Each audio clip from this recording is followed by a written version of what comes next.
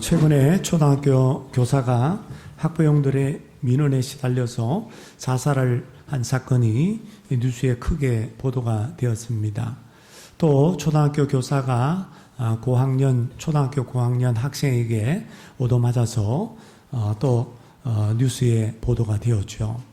사실 이런 사건들은 옛날이나 지금이나 있어져 왔고 또 최근에 들어서 좀 심해지는 경향이 있고 또 이런 사건들이 연거푸 일어남으로 인해서 뉴스에 큰 관심을 끌게 되었습니다.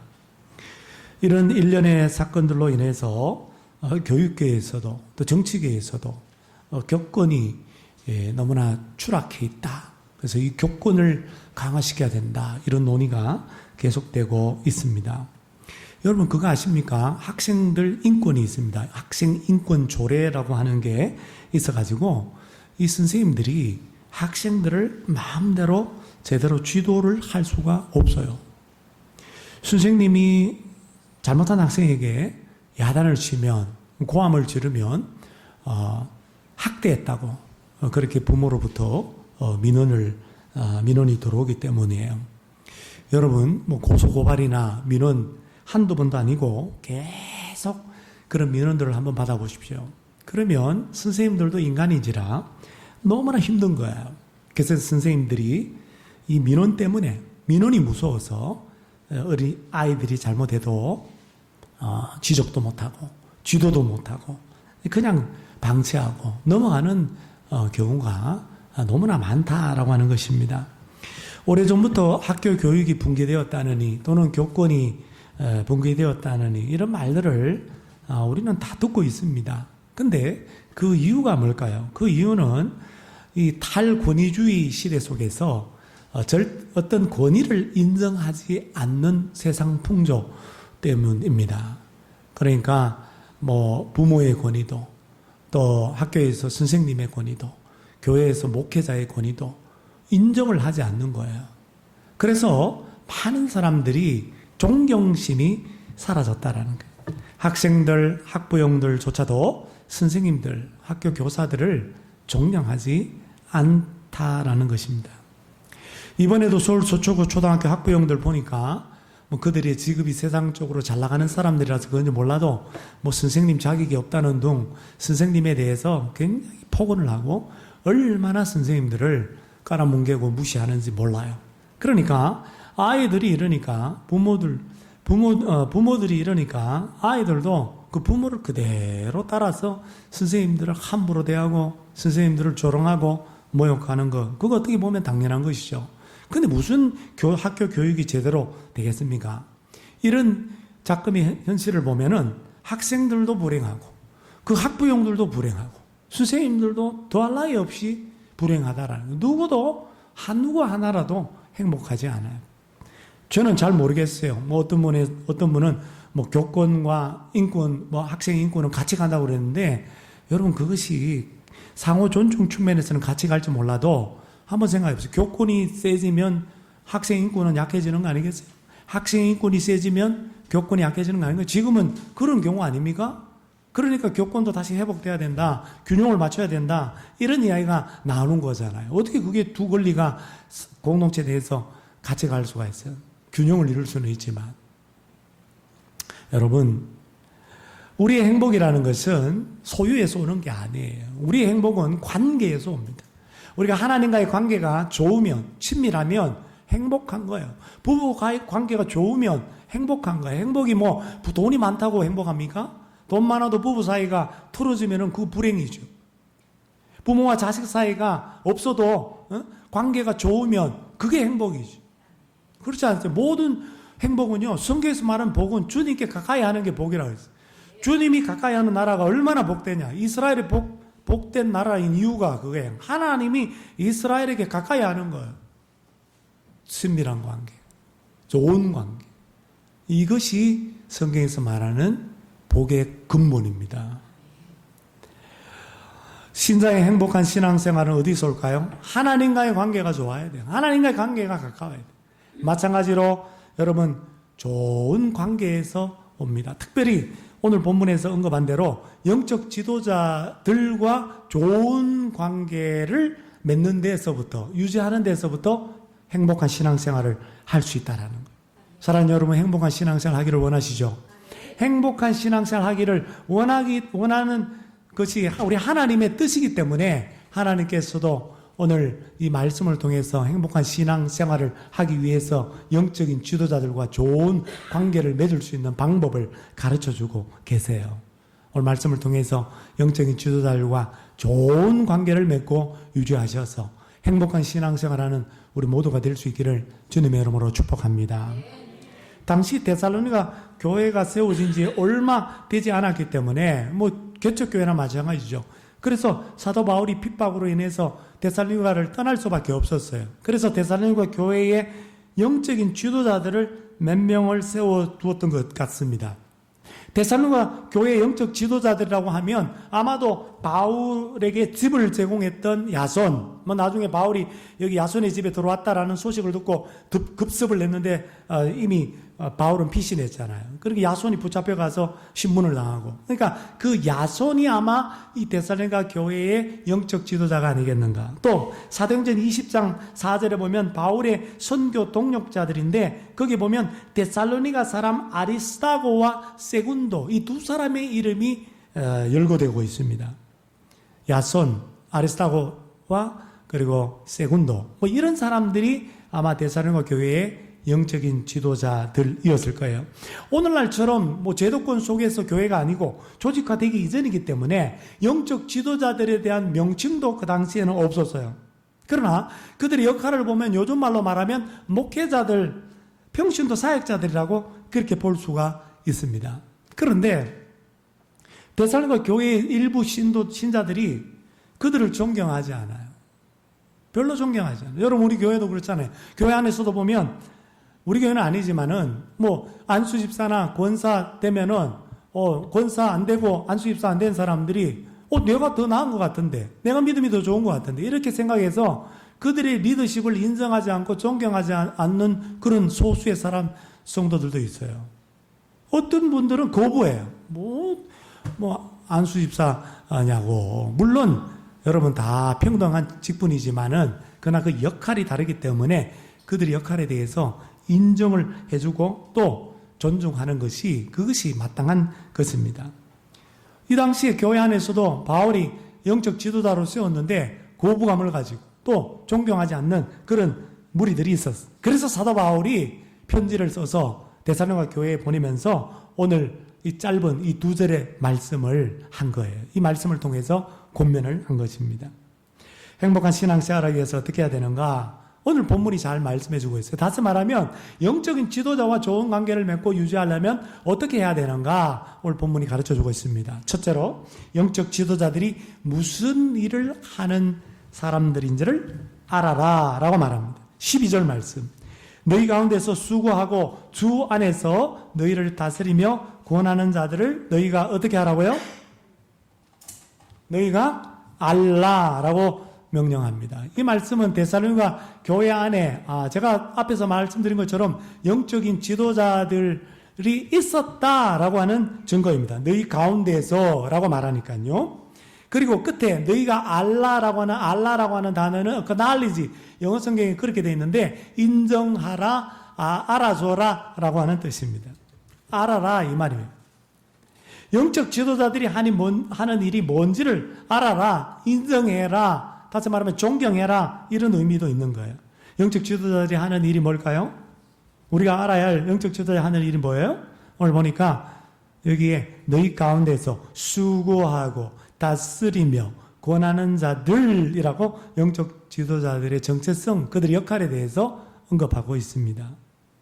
이 수고하다, 다스리다, 권하다라고 하는 이 단어 앞에 헬라어로 정관사가 딱 붙어 있어요. 무슨 말이냐 하면 이 세 가지 동사를 하나로 묶어버려요. 1인 3역을 한다. 영적 지도자가 수고하는 사람 따로 있고 다스리는 사람 따로 있고 권하는 사람 따로 있는 게 아니라 영적 지도자들이 이 세 가지 일을 다 한다 이 말. 무슨 말인지 아시겠죠? 그게 정관사로 묶여져 있는 의미예요. 너희 가운데서 수고하고 에서 수고하다라고 하는 헬라어로는 코피아오라고 그래요. 코피아오. 여러분 헬라어로 제가 여기 앞에 자막에 여러분 보여드리지 않지만 그대로 읽으면 우리나라 음으로 말하면 코피아오입니다. 이 무슨 뜻이냐 하면 수고하다라는 이 번역된 이 단어는 땀을 뻘뻘 흘리며 일하다, 육체 노동을 의미해요. 코피아오, 땀만 흘리는 게 아니에요. 코피를 흘려, 코피를. 코피를 흘려. 커피가 아니고, 예? 코피를 흘린단 말이에요. 그 정도로 열심히 일하는 자들이, 성도를 위해서 일하는 자들이, 오늘날 목회자요, 영적인 주도자들이요, 셀 리더들, 그리고 교회학교 선생님들이라고 하는 것입니다. 그렇다면 영적 지도자들이 무슨 일에 이렇게 땀을 뻘뻘 흘리면서 수고하는 자들일까요? 오늘 성경에 보니까 따라 나오는 말이 주 안에서 너희를 다스리는 일. 주님 안에서라고 하는 것은 그 역할과 그 사명을 주님으로부터 받았다. 그러니까 권위가 주님으로부터 주어졌다라고 하는 뜻이에요. 그리고 다스리다라고 하는 이 단어는 헬라어로 프로이스템이라고 하는데, 프로는 앞에서 이런 말이에요.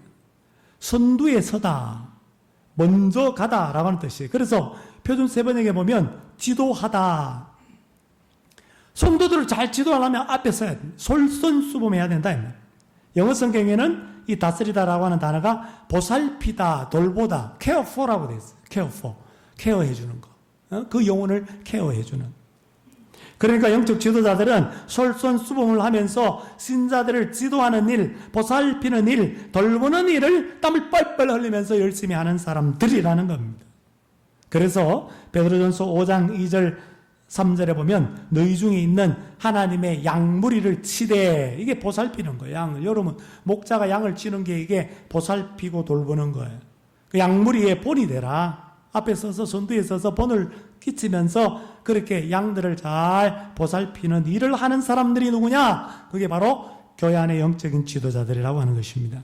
히브리서 13장 17절 하반절에도 보면 그들은, 영적 지도자들은 너희 영혼을 위하여 경성하기를 자신들이 청산할 자인 것 같이 하느니라. 하나님 앞에서 다 심판받고 다 옛날에는 회개할 자, 그러니까 다 이 나중에는 심판받고 하는 자들인데, 그렇게 심판받으니까 이 일을 소홀히 하는 것이 아니라 너희 영혼을, 신자들의 영혼을 위하여 경성한다. 이 경성하다라고 하는 영어 성경에 보니까 계속 보살핀다. 헬라어로는 지속적으로 깨어있다. 70인역 성경에는 파수꾼이 성을 지킨다 할 때 지키다라고 그렇게 단어를 쓰고 있습니다. 그래서 표준 세번역에 보면 그들은 여러분의 영혼을 지키는 사람들이요. 그러니까 이 단어, 이 다스리다라고 하는 단어가 보살피다, 돌보다, 또 솔선수범하다, 또 경성하다라고 하는 단어가 보살피다, 깨어있다, 지킨다. 이거 종합하면 뭐예요? 영적 지도자라는 것은 지속적으로 깨어있어서 신자들의 영혼을 계속 돌보고 지키는 자들이라는 것입니다. 예나 지금이나 원수 사탄 마귀는 오늘 신자들의 영혼을 도둑질하고 멸망시키려고, 해치려고 합니다. 그래서 사도 바울이 3차 전도 여행 중에 이탈리아의 밀라노 항구가 있는데, 밀라노에서 빨리 예루살렘 절기 지키러 가야 되니까 저 개척한 에베소 교회 장로들을 초청해요. 에베소까지는 못 가고 시간이 없어서 초청을 해서 장로들, 영적 지도자들 에베소 교회에게 교회를 잘 돌보라고 장로들에게 이와 같이 당부합니다. 사도행전 20장 28절에서 30절입니다. 여러분은 자기를 위하여 또는 온 양떼를 위하여 삼가라. 성령이 그들 가운데 여러분을, 그 장로들을 말하죠, 오늘날 영적 지도자를 감독자로 삼고 하나님이 자기 피로 사신 교회를 보살피게 하셨느니라. 내가 떠난 후에 사나운 이리가 여러분에게 들어와서 그 양떼를 아끼지 아니하며 해쳐버린다 이 말이에요. 그리고 또한 여러분 중에서도 제자들을 끌어서 자기를 따르게 하려고 어그러진 말을 하는 사람들이 일어날 줄을 내가 아노라. 진짜 이 경고대로요, 이 예언대로 거짓 선지자들이 들어와가지고, 그 당시 영지주의 이단이 들어와가지고 성도들을 미혹하고 지옥으로 끌고 가는 그런 일들이 있었다 이 말이에요. 그래서 내가 양육하고 내가 세워놓은 당신들 장로들이 잘 성도들의 영혼을 잘 보살펴가지고 그때 그 영혼이 도둑질 맞지 않고 멸망되지 않도록 영혼들을 잘 보살펴라라는, 그렇게 당부를 했습니다. 그러므로 영적 지도자들은 누구입니까? 예수님의 피로 사신, 값주고 사신 그 교회를 보살피는 사람들, 하나님의 양떼들을 미혹하게 하려고 어그러진 말을 하는 원수들, 이단들로부터 하나님의 양떼를 지키는 자들입니다. 이런 점에서 보면 양에게 있어서는 목자가 없으면 살아갈 수가 없어요. 양은 목자 없으면 죽습니다.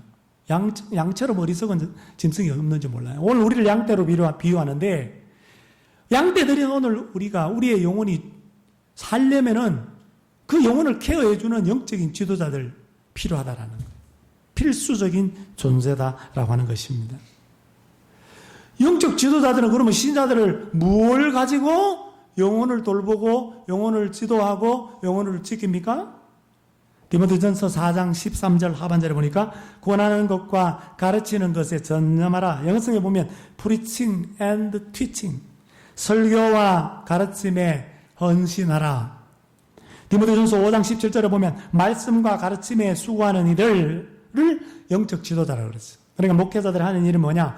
목회자들이 설교하는 일, 그리고 목회자들이 하나님의 말씀을 가르치는 일, 그 일을 주된 임무로 수행하는 자들이라고 하는 것입니다.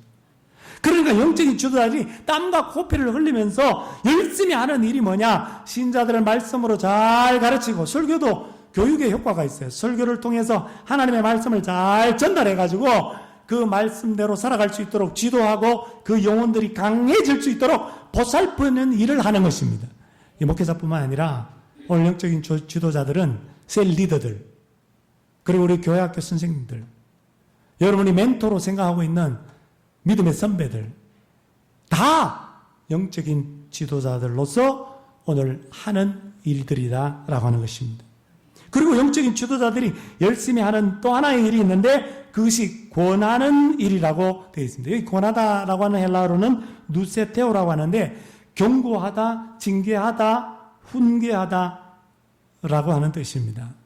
여러분, 성경은요, 교훈과 책망을 해요. 교훈은 여러분 말씀 듣다가 막 나를 꾸짖는 것 같이 느껴지는 적 있죠? 목사님 왜 나를 이렇게 오늘 야단을 치시나? 내가 야단 치는 게 아니라 하나님께서 저를 통해서 통로로 쓰는 거예요.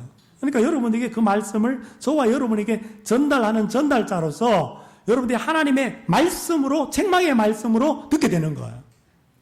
그러니까 성경을 가지고 영적 지도자들이 가르치기도 하고 설교를 하니까 당연히 그 말씀이 때로는 징계로 와닿기도 하고 훈계로 와닿기도 하고 책망으로 와닿기도 하는 거죠.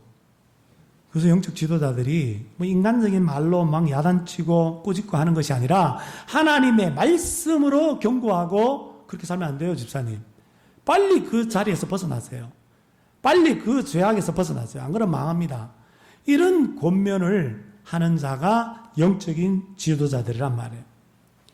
징계도 하고, 예? 요즘 잘 징계도 못하죠. 교회 떠날까봐. 징계도 해야 되는 거예요. 예? 훈계도 하고, 그 일에 열심을 내는 자들이 영적인 지도자들이라는 것입니다. 오랜 위어스비 목사님은 이런 말을 했어요. 영혼을 구원하는 일이 영혼을 돌보는 일보다 훨씬 더 쉽다. 무슨 말입니까? 뭐가 더 어렵다는 거예요? 뭐가 더 힘들다는 거예요? 전도해서 영혼 구원하는 게 어려워요? 아니면 그 전도된 영혼을 관리하고 지키는 게 어려워요? 예? 후자죠. 그 영혼을, 여러분, 애 낳는 게 어려워요? 애 기르는 게 어려워요? 그렇게 얘기하면 딱 와닿지. 목사님 둘 다 힘든데요. 둘 다 어려운데요. 저는 애를 안 낳아봐서 모르지만은 애 키우는 게 더 힘듭니다. 마찬가지로 전도하고 영혼 구원하는 거는 하나님이 하시는 거예요. 그냥 우리는 복음의 씨앗만 뿌리면 되는 거야. 전하기만 하면 되는 거야. 우리 책임은 끝나는 거예요. 그 다음에 하나님이 자라게 하시고 하나님이 열매 맺게 하시는 거예요. 하나님 몫이죠. 그러나 그 영혼을 관리하고 영혼을 성장시키고 영혼을 하나님의 말씀으로 가르치고 권면하는 그 일은 얼마나 힘든 일인지 몰라요. 그렇게 잘 한다고 하는데도 애가 제일 삐뚤어져. 자녀를 키우는데도. 잘 키워보겠다고. 어느 부모가 다 그런 결심을 안 하고 애를 키우겠어. 그러나 내 뜻대로 안 된다. 목회도 마찬가지죠. 영혼을 잘 돌보고 그 영혼을 성장시키려 애를 쓰지만 뜻대로 안 되는 거예요. 그러니까 더 힘들고 더 어려운 일이라는 말씀이 맞아요. 사랑하는 여러분, 이처럼 이렇게 힘든 일, 어려운 일을 하는 영적 지도자들이 하는 그 일이 뭔지, 수고하는 일을 수고하시는구나. 그리고 특별히 이렇게 영혼을 돌보고 지키고 가르치는 그 일에 참 최선을 다하는구나. 그걸 알아주라는 거예요. 그걸 인정하라는 거예요. 그것이 바로 오늘 저와 여러분들이 행복한 신앙생활 할 수 있는 비결, 그리고 영적 지도자와 좋은 관계를 맺고 유지할 수 있는 비결, 첫 번째 비결인 것입니다. 두 번째 비결은 영적 지도자들을 사랑하고 존경해야 합니다. 13절 말씀을 볼까요?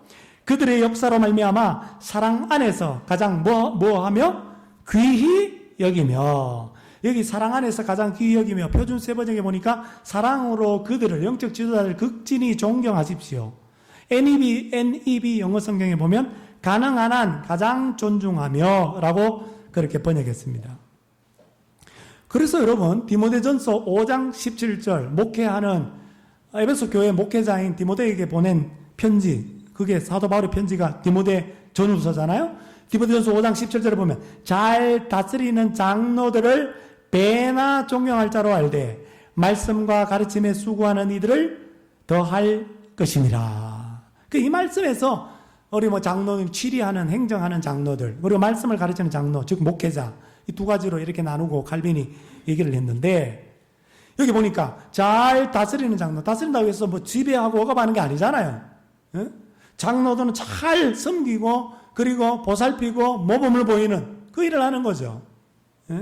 그러니까 그들을 배나 더블로 존경하라는 거예요. 세상에 권위 있는 사람들을 존경하는 것보다 2배로, 더블로 그렇게 존경할 것을 말씀하고 있습니다. 특별히 말씀과 가르침, 이 설교와 그리고 티칭을 하는 그 목회자들을 존경하라고 말씀하고 있어요. 히브리서 13장 7절에도 보면 하나님의 말씀을 너희에게 일러주고 말하고 너희를 인도하는 자들을 생각하며 기억하며, 영어 성경에는 기억하며, 생각하고 기억하는 건 뭐예요? 생각하고 존경하라는 거죠. 그냥 생각만 하는 게 아니라 생각하고 존경하라. 특히 오늘 본문 말씀에 보면 사랑과 존경이라는 단어가 동시에 등장하고 있다는 사실에 주목하십시오. 여러분, 영적 지도자들은 신자들로부터 사랑도 받아야 되지만 존경도 받아요. 실패를 경험한 영적 지도자들, 실수한 영적인 지도자들보다도 더 불행한 영적인 지도자들이 누군지 아세요? 신자들로부터, 팔로우로부터 사랑과 존경을 잃어버린 지도자들. 존경과 사랑을 받지 못하는 영적 지도자입니다. 프랭키 파이라는 분이 존경심에 대해서 이런 말을 했어요. 존경심은 순수한 옷을 입은 사랑이다. 존경심은 순수한 옷을 입은 사랑이다. 여러분이 무슨 말일까요? 어떤 대상이 누군가로부터 사랑을 받는 것에는 분명한 이유가 있습니다. 존경도 마찬가지. 이유 없이 존경하는 경우도 없고 이유 없이 존경을 철회하는 경우도 없어요. 또한 사랑과 존경은 공생하는 관계, 분리될 수 없는 관계에 있습니다. 그러니까 진정한 사랑은 처음부터 존경을 필요로 해요. 내가 아내를 사랑한다 그러면 여러분, 남편이 아내를 무시하지 않아요. 예? 아내를 존경하는 거예요. 그러니까 또 사랑하는 거죠. 진정한 사랑은 처음부터 존경을 필요로 합니다. 열정이나 매력이 시간이 지남에 따라 사랑도 퇴색하잖아요. 예? 처음 불붙는 사랑으로 결혼을 했지만 그 불붙는 사랑이 계속 이어집니까? 그렇지 않잖아요. 시간이 지나면서 열정도 식고 사랑도 식고 그러는 거예요. 그렇기 때문에 존경 없는 사랑은 오래 지속되지 못해. 그러나 우리가 존경심만 그대로 유지하고 있으면, 내 아내를 소중히 여기고 내 남편을 소중히 여기는 마음이 있으면 그 사랑은 의지적인 사랑으로 지속될 확률이 높다 이 말이에요. 장기적인 관계에 있어서 그러므로 존경이라고 하는 것은 반드시 필요한 필수적인 요소입니다. 관계에 있어서 존경 굉장히 중요해요. 무엇 때문에 영적인 지도자들을 사랑하고 존경해야 하는가? 목회자이기 때문에 존경하라. 그게 아니에요. 셀리드이기 때문에 존경하라는 게 아니에요. 오늘 성경에 보니까 13절 말씀, 그들의 역사로 말미암아 사랑하고 가장 귀히 여겨라. 표준 세번역에 그들이 하는 일을 생각해서 존경하고 사랑하라. 즉 신자들 가운데 수고하고 다스리고 권하는 일, 영혼을 보살피고 지키는 그 일을 말씀으로 권면하고 설교하는 그 일을 생각해서 영적 지도자들을 사랑하고 존경하라 이 말입니다.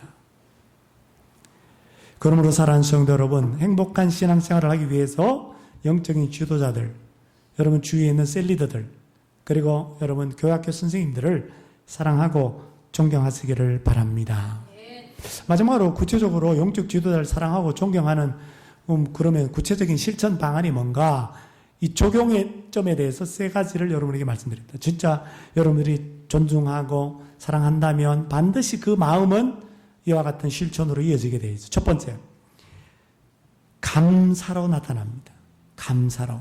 12절 13절을 유진 피터슨 목사님의 사역은 뭐냐면 개인 번역입니다. 사역 성경인 메시지 성경을 그대로 읽어드립니다. 친구 여러분 부탁드립니다. 여러분을 위해서 열심히 수고하는 지도자들, 여러분의 순종에 따라 여러분을 권면하고 이끄는 책임 맡은 이들을 존중하십시오. 감사와 사랑으로 그들을 감동시키십시오.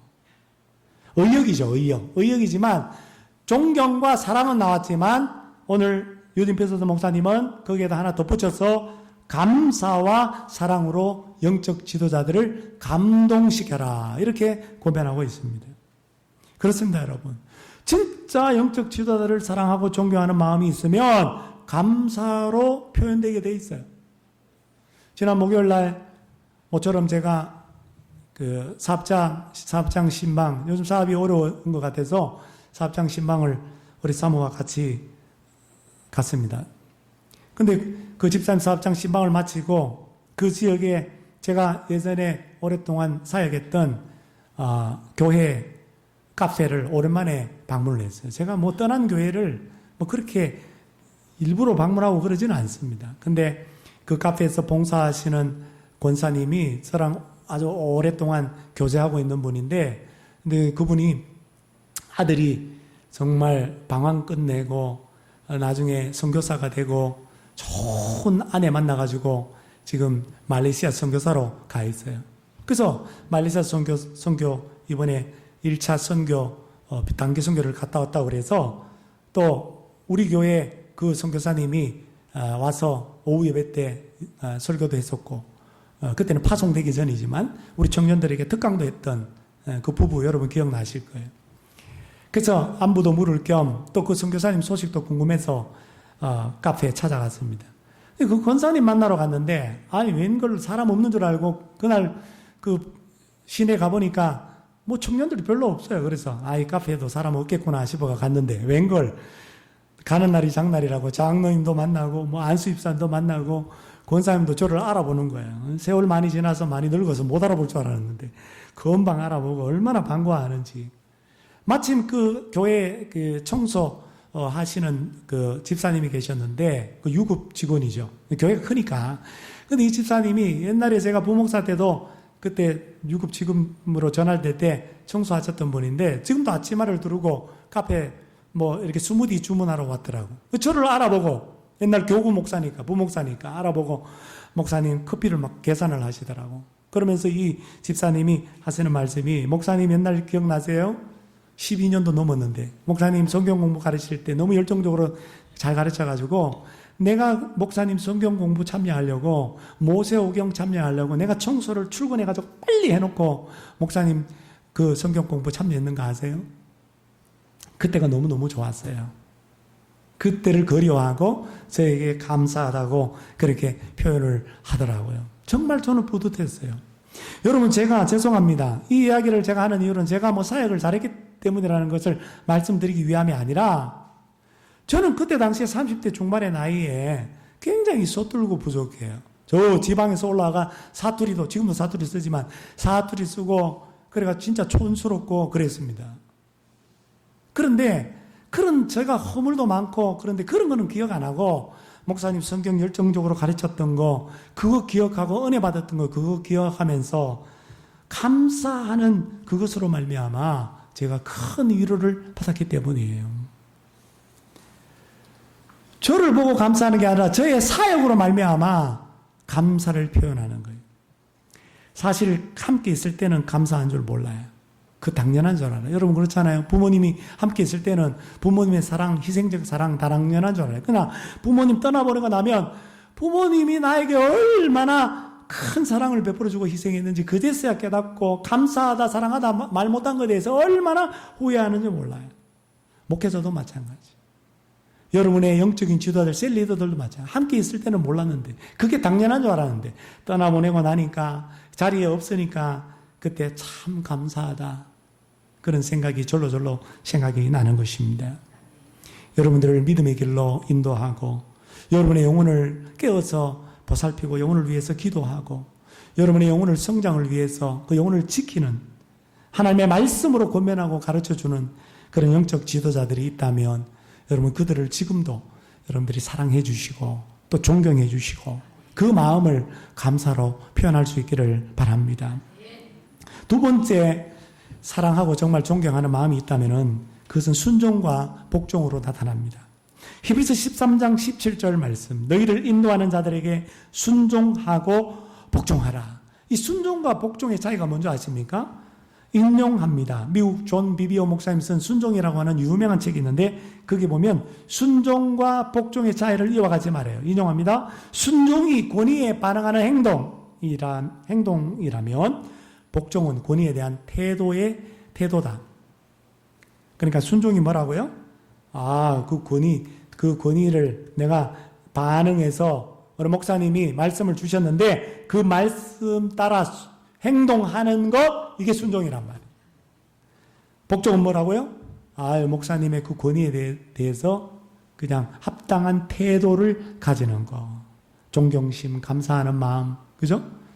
그게 복종으로 나타난다 이 말이에요. 영국의 레이먼드 브라운 교수가 히브리서 강해에서 순종과 복종의 차이를 이렇게 말했습니다. 순종이 지도자들의 가르침에 대한 태도라면은 복종은 지도자들의 역할에 대한 태도와 관련된다. 비슷한 말인 것 같아요. 그러니까 어떤 성도들은 보면 순종은 하면서도 그 말씀에 대해서는 순종은 하면서도 복종하지 않는 사람들이 있고 복종은 하면서도 목사님 권위를 인정하고 복종은 하면서도 말씀대로 목사님 가르친 말씀대로 순종 안 하는 그런 성도들도 있어요. 그게 가능하죠. 그러나 오늘 히브리서 설교자는 두 가지를 다 하라는 거예요. 영적 지도자들에게 순종할 뿐만 아니라 복종도 하라라고 가르칩니다. 영적인 지도자들을 사랑하고 존경하는 마음이 있다면 순종하고 복종할 수밖에 없어요. 이 순종과 복종이 되면 누가 유익이냐? 영적 지도자들에게 유익이 있는 게 아니라 나 자신에게 유익이 있다라고 말합니다. 그래서 히브리서 13장 17절 하반절에 보면 그들로 하여금, 그들이 뭐예요? 그 앞에 나오는 대로 너희를 인도하는 자들로 하여금, 지도자들 즐거움으로 이것을 하게 하고, 이 즐거움이 뭐예요? 너희 영혼을 지키는 일, 너희 영혼을 위하여 경성하는 일, 깨어서 그 영혼을 지키는 일을 즐거움으로 기쁨으로 하게 하고, 어떻게 함으로? 순종하고 복종함으로, 근심으로 염려로 하지 않도록 해라. 그러면 너에게 유익이 있다. 만약에 근심으로 그 일을 하게 하면 너희들에게 유익이 없다라고 말씀하고 있습니다. 사랑하는 여러분, 영적 지도자를 사랑하고 존경하는 마음으로 여러분 순종하고 복종하셔서 큰 유익을 얻는 우리 모두가 될 수 있기를 바랍니다. 마지막 세 번째, 사랑하고 존경하면 기도로 나타납니다. 중보 기도로 나타나요. 진짜 목회자를 사랑하고 존경하면, 여러분 셀리들을 존경하고 사랑하면, 우리 어린이들이, 우리 청소년들이, 우리 교학교 선생님들, 교육자를 사랑하고 존경한다고 한다면 그들의 사역을 위해서 기도할 수밖에 없어요. 사도 바울은 선교사죠. 목회했던 목회자가 아니에요. 그냥 개척하고 떠나고 복음 전하고 떠나고 편지를 통해서 목회를 어느 정도 하기는 했지만, 그러나 에베소 교회에게 에베소서 6장 19절 말씀에 이와 같은 기도 제목으로 기도해달라고 부탁해요. 또 나를 위하여 구할 것은 내게 말씀을 주사 나로 입을 열어 복음의 비밀을 담대히 알리게 하옵소서. 여러분 목회자면 말씀이 그냥 나오는 줄 아세요? 여러분들 그거 착각하고 계시는 거예요.